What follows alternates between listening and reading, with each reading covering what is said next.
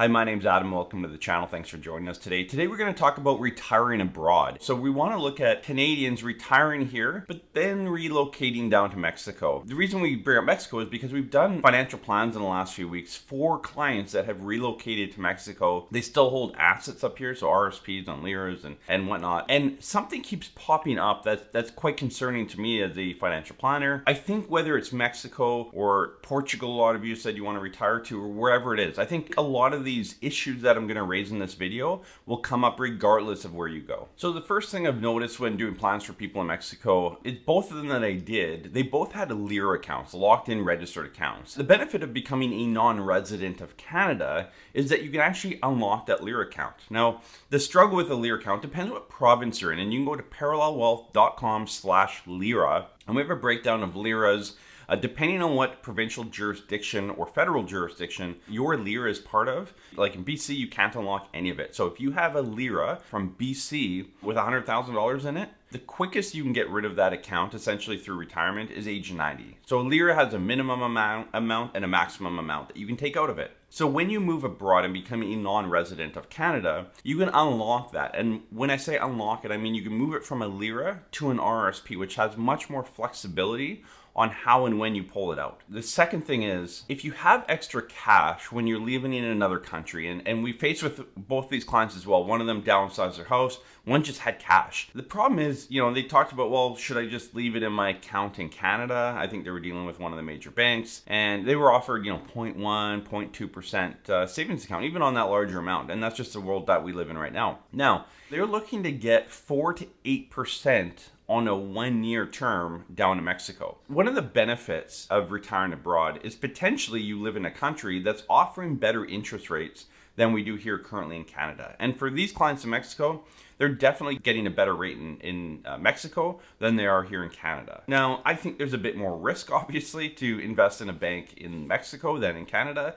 So I think that's offset, the risk is offset by the rate maybe. But of course, if you have cash and you're retired abroad and you're not comfortable with the banks locally there, then you have to come back to Canada and get a low interest rate. So keep that in mind as well. Now, the third thing I want to jump into, and this is the main thing I want to talk about in this video, is tax rates. What we found was their RSP redemptions, or their RIF withdrawals, their LIF withdrawals, which will convert to a RIF, their CPP, their old age security, all these income streams coming out of Canada had a 15% withholding tax. Now, both of them do not file taxes either in Canada or in Mexico. And that's the standard. Like, if you relocate to Mexico, the Mexican government says if you don't have income here, which they don't, then you don't need to file taxes here. But you're also not filing taxes in Canada, so you're not filing any taxes, which sounds convenient. But the problem is you still have that 15% withholding tax, and there's no way to recoup that if you should be paying less than 15%. And what we found is that these clients, the average tax rate for them is much less than 15%. So by being in Mexico, they're paying more tax. They would actually pay much less tax living in Canada because they could recoup some of their withholding tax, or wouldn't have withholding tax in the first place. But living in Mexico, they can't recoup that tax. Now, obviously, there's byproducts to this. It's much cheaper to live in Mexico than it is in Canada.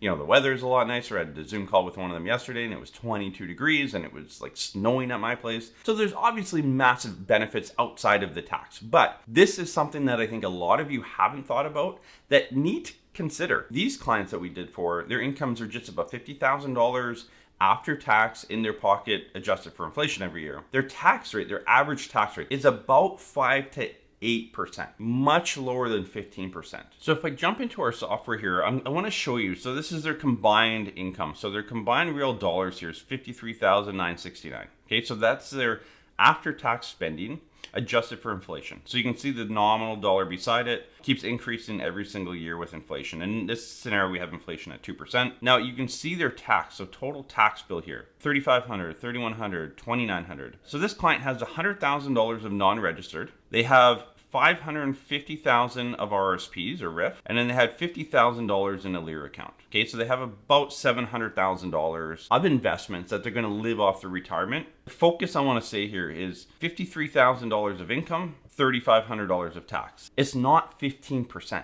And that is concerning because at the end of the day, they're actually paying more tax. And if I go into an individual client here, we can see the average tax rate. So on the far right here, and I'll zoom in, you can see the effective tax rate, or the average tax rate, is 7.56%.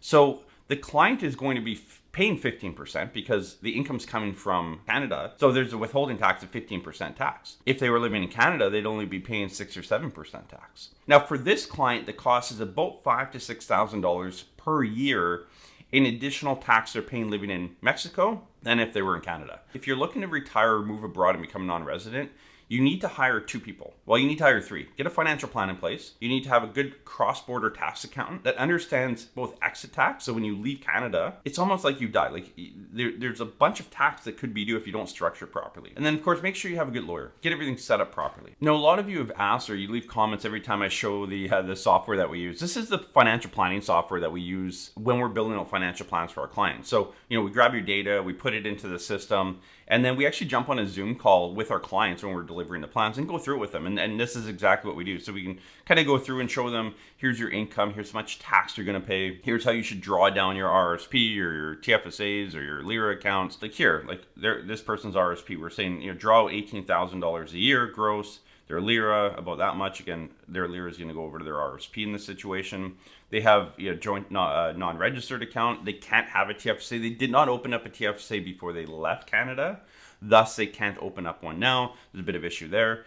So they just have this cash account that they're drawing out of. One thing you want to always look at in retirement is that effective tax rate. What is your average tax rate? And the better you can level this off, in general, the least amount of tax you're going to pay in retirement. So if you're in retirement and you say, hey, I paid no tax last year, like that was a great year, you're probably just deferring it and creating a bigger tax bill and overall a larger tax bill for you. So if you can level out that tax bill to about 2 to 4%, you're going to pay less tax in retirement, put more money back in your pocket, and just have more money to spend. So the last comment I want to say on these clients that I'm dealing with in Mexico is the other thing that kept coming up is healthcare costs. And one of them has paid cash for healthcare from day one. The other one has some health insurance down there, and they've gone to a cash self-insured position. Why they moved that way is because the insurance was very expensive, and the healthcare down there is very cheap. Like if you're just going to pay out of pocket. But for them, what they ended up doing is actually creating a situation where they could raise some cash. So if they have a health emergency, they're able to take care of that health emergency with cash, and that's important. If you're going to retire abroad to a country where you're going to pay cash for the healthcare, figure out what the healthcare costs could be and make sure you have that emergency cash put aside. In Canada, we can go to the hospital, doctor stuff. It's all covered for us. If you retire abroad, that's not covered. These are the things that you have to kind of look at back and forth to figure out which country makes the most sense for you and if it even makes sense in the first place. So thanks so much for joining us in this video. Again, if you like this software that we use and you're looking for a financial plan, you don't really have a plan in place, you're just kind of winging it, or you're getting close to retirement and you're losing sleep over what to do in retirement, give us a call or send us an email, or you can check out our website. It has all the information on there, parallelwealth.com/planning. And that has all the information on our fee-for-service planning and all the other services that we have. So check that out if you're interested. Look forward to talking to you, and we'll see you in the next video.